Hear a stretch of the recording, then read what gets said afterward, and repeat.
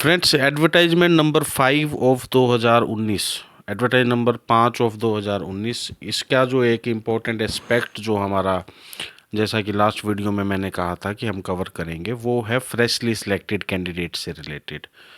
Amit Kumar and others के case में जो CWP नंबर 15/672 में रिवाइज रिजल्ट के लिए जो कहा गया था, उसके बाद लगभग 1178 कैंडिडेट्स थे जो 23/6/2022 के रिवाइज रिजल्ट के बाद में सिलेक्ट हुए हैं। अब ये जो कैंडिडेट्स की सिलेक्शन है, ये जो जुलाई अगस्त 2022 से इनकी सिलेक्शन जो है वो हुई है। और जो पुराने रीसिलेक्टेड कैंडिडेट्स थे उनको सर्विस कंटिन्यूटी का बेनिफिट जो है वो, जैसा कि आप सभी जानते ही हैं, उनको कोर्ट के द्वारा सर्विस कंटिन्यूटी का बेनिफिट दिया गया, जिसके बाद CS की लेटर भी इशू हुई थी। अब इनकी जो सर्विस है वो काउंट हो रही है सितंबर 2020 से, यानी कि जब इनकी इनिशियल अपॉइंटमेंट हुई थी। अब जो ये फ्रेशली सिलेक्टेड 1178 कैंडिडेट्स हैं, नंबर में भी समवट लेस और मोर, ये जो कैंडिडेट्स हैं, इन कैंडिडेट्स की जो सर्विस है वो काउंट होनी चाहिए आपकी सितंबर 2020 से। और इससे रिलेटेड अब जो पेटिशन है Amit Kumar and others versus state of Haryana and others, जो कि 7 दिसंबर के लिए लिस्टेड है, इसके अंदर जो प्रेयर है, जो रिलीफ कैंडिडेट्स ने जो कोर्ट से मांगा है, वो रिलीफ ये है कि इनकी सर्विस भी जो अदर कैंडिडेट्स हैं इनकी मेरिट लिस्ट के, जो इस अपॉइंटमेंट के सिलेक्शन के जो अदर कैंडिडेट्स हैं, उनकी सर्विस जो कि सितंबर 2020 से काउंट की जा रही है, तो इनकी सर्विस भी सितंबर 2020 से ही काउंट हो।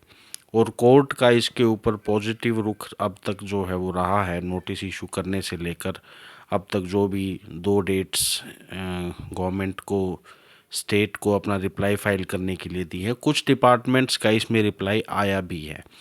इसमें डिपार्टमेंट्स का तो मेन कहना यही है कि ये CS की अथॉरिटी है, इससे रिलेटेड कोई भी अप्रोप्रिएट ऑर्डर पास करना, that is under the authority of CS. So whatever the CS will decide, they will implement the same and extend the benefit to all the employees.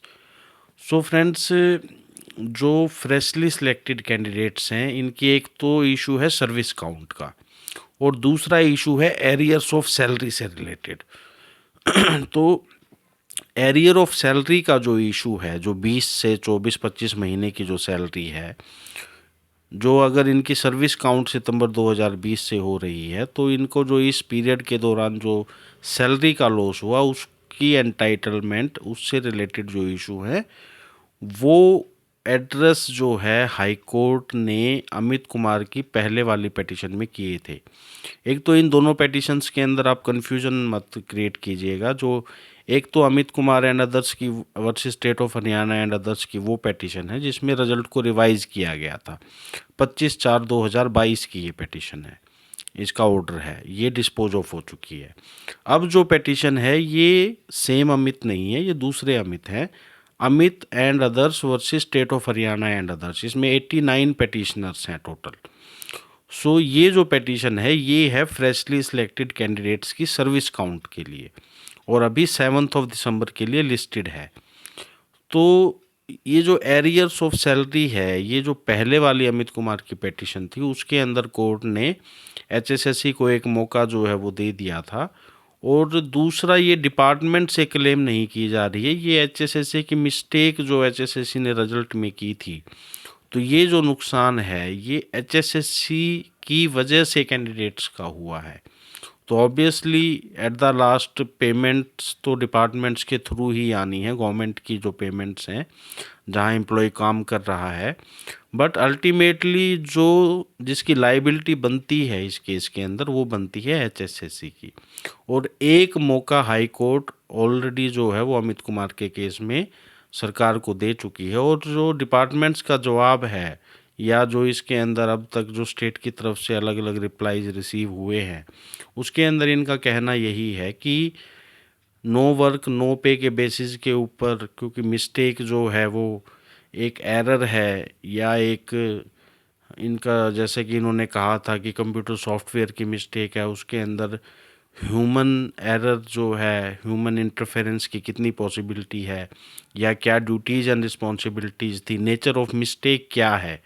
So ultimately nature of mistake के ऊपर ये चीज़ depend करती है कि आप normal care and caution अगर आप इसके अंदर इम्प्लीमेंट करते, अगर वो आप उसके अंदर एहतियात अगर आप रखते, तो क्या ये गलती होनी स्वाभाविक थी।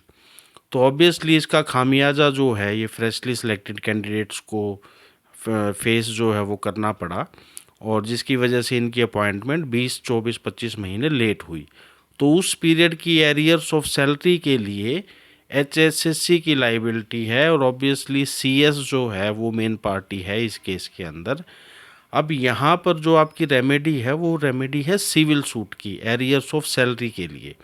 आपकी सर्विस काउंट हाई कोर्ट का जो मैटर है उसके अंदर हो जाएगी, लेकिन एरियर्स ऑफ सैलरी के लिए जो एक स्पेसिफिक रेमेडी है वो है compensation for breach of promise के लिए, और वो आपकी रेमेडी आपको अवेलेबल होती है स्पेसिफिक रिलीफ एक्ट के सेक्शन 20 और सेक्शन 21 के अंडर। इसके लिए आपकी सिविल सूट लाई करती है। अब सरकार जो है वो इस मामले में खुद डिले कर रही है। CS का जवाब अब तक, जो 7 दिसंबर को जो मैटर हाई कोर्ट में लिस्टेड है, अभी तक इसमें CS का जवाब, CS के ऑफिस से कोई जवाब नहीं आया है। दूसरी तरफ कुलदीप की जो पेटिशन थी उसमें 8 वीक्स का टाइम जो रिप्रेजेंटेशन डिसाइड करने के लिए कहा था, वो टाइम पीरियड भी कंप्लीट होने वाला है, लेकिन अभी तक कोई भी डिसीजन जो है वो CS ऑफिस से नहीं लिया गया है। तो फ्रेशली सिलेक्टेड जो ये 1178 कैंडिडेट्स हैं, इसमें से 89 कैंडिडेट्स ने अमित वाली पेटिशन ज्वाइन की है, 34 के करीब कैंडिडेट्स आई थिंक कुलदीप वाली पेटिशन में है, और अब प्रदीप महिला की जो पेटिशन फाइल हो रही है इसी के साथ, जिसकी की कोशिश रहेगी कि जो ये 7 दिसंबर का अमित वाला जो मैटर है इसी के साथ इस पेटिशन को ज्वाइन करके साथ डिसीजन हो। तो एक तो आप जो फ्रेशली सिलेक्टेड कैंडिडेट्स हैं वो इस सर्विस काउंट वाले केस को आप ज्वाइन करें। इसका बेनिफिट आपको ये रहेगा कि आपको डिसीजन होते ही बाय नेम आपका ऑर्डर जो है वो आपको अपने खुद के नाम से ऑर्डर मिल पाएगा। अब काफ़ी डिपार्टमेंट्स के अंदर प्रमोशंस का इशू आ रहा है। मेरे पास जो अलग अलग कैंडिडेट्स की जो क्वेरीज आती हैं उसके अंदर आजकल जो एक मेजर इश्यूज है, मेजर क्वेरी है, वो है डिपार्टमेंट्स के अंदर प्रमोशंस का। अब जो ये फ्रेशली सिलेक्टेड कैंडिडेट्स हैं इनका प्रोबेशन पीरियड कंप्लीट नहीं हुआ है। पुराने जो कैंडिडेट्स हैं उनका सर्विस काउंट सितंबर 2020 से हो चुका है। डिपार्टमेंट्स के अंदर प्रमोशंस किए जा रहे हैं। वहाँ पर जो HSSC की मेरिट लिस्ट है उसके अंदर जिन कैंडिडेट्स का प्रोबेशन पीरियड कंप्लीट नहीं हुआ है, इस वजह से कि उनका सर्विस पीरियड अभी काउंट नहीं हुआ है, उनको प्रमोशंस के इश्यूज़ हैं। सो वो इश्यूज़ भी एड्रेस तभी हो पाएंगे जब आपका सर्विस काउंट होगा। तो इसलिए यहाँ पर वेट एंड वॉच करने की बजाय जो नेक्स्ट पेटिशन प्रदीप महिला वाली जो पेटिशन फाइल की जा रही है, आप उस पेटिशन को ज्वाइन करें, और उसके अलावा भी जिस तरीके से कैंडिडेट्स का इनफ्लो रहेगा उस तरीके से उसी प्रकार से नेक्स्ट जो पेटिशन्स हैं वो फाइल की जाएंगी इसके अंदर। सो प्रमोशंस का इशू आपको इफ़ेक्ट ना करे, उसके अंदर आपको रेमेडी जो है वो अवेलेबल हो पाए। अगर लेस मेरिटोरियस कैंडिडेट का प्रमोशन हो रहा है और आपका प्रमोशन नहीं हो रहा है, ऐसी सिचुएशन में रिप्रेजेंटेशन देनी जो है वो बहुत ज़रूरी है।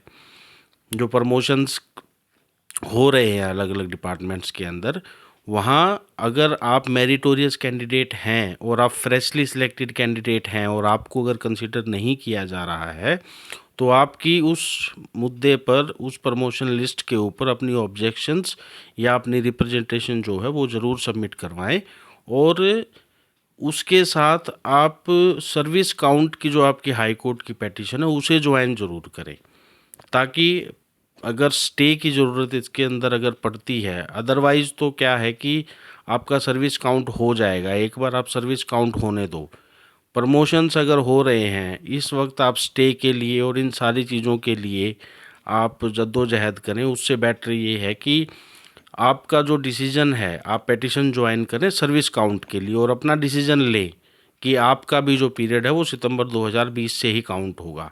उसके बाद आपको अगर लगता है कि प्रमोशन आपका होना चाहिए था और किसी दूसरे का हो गया, उसके बाद उस प्रमोशन को आप चैलेंज करें। So you can also go in this way also.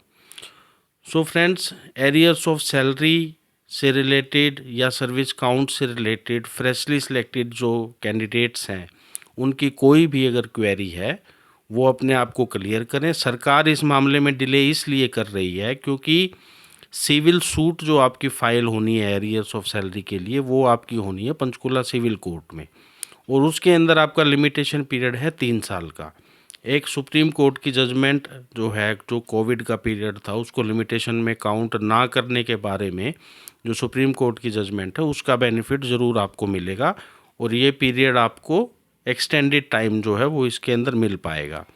लेकिन सरकार की कोशिश यही है कि ये सारा पीरियड लैप्स हो जाए, हाई कोर्ट के अंदर जो लिटिगेशन पेंडिंग है वो अभी पेंडिंग रहे, उसके अंदर सरकार अभी तक जवाब नहीं दे रही है, और सिविल सूट जो है वो कैंडिडेट ना फाइल कर पाए लिमिटेशन पीरियड के अंदर, क्योंकि लिमिटेशन के बाद अगर आप फाइल करेंगे तो सिर्फ लिमिटेशन के ग्राउंड पर ही आपकी पेटिशन डिसमिस हो जाएगी। तो सरकार की जो लाइबिलिटी है 1178 के फ्रेशली सिलेक्टेड क्लर्क्स के लिए, आप ये मान के चलिए कि सरकार की लगभग 70 करोड़ की लाइबिलिटी बनती है।